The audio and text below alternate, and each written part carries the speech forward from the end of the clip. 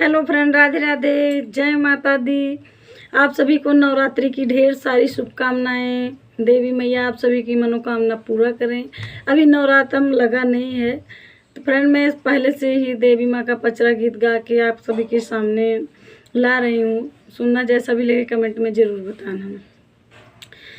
सोने के मंदिरवा में सोमय शीतला मैया हो चौखटवा दई के ना, हे चौखटवा दई के ना बैठल सेवका नदनमा हो चौखटवा दई के ना बैठल सेवका नदनमा हो चौखटवा दई के ना। कवना संकट तोरे पड़ला सेवकवा हो चौखटवा दई के ना बैठल मोरे मंदिरवा हो चौखटवा दई के ना बैठल मोरे मंदिरवा हो चौखटवा दई के ना।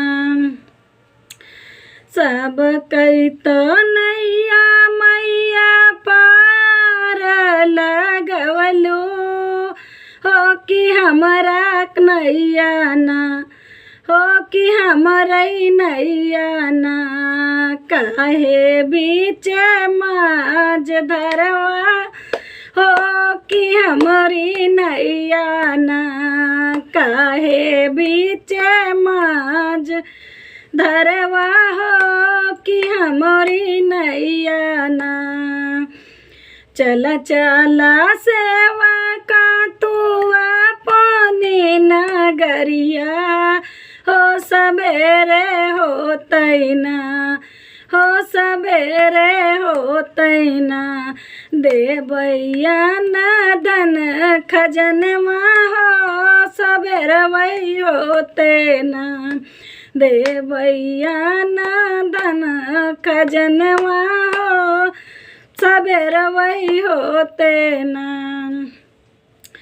सोने के मंदिरवा में सोमय देवी मैया हो चौखटवा दई के ना, हो चौखटवा दई के ना रोवई बाजने तिरियावा हो चौखटवा दई के ना रोवई बाजने तिरियावा हो चौखटवा दई के ना। कवना संकट तोरे पारला तिरियवा हो चौखटवा दई के ना काहे रोयो तू तिरियवा हो चौखटवा दई के ना।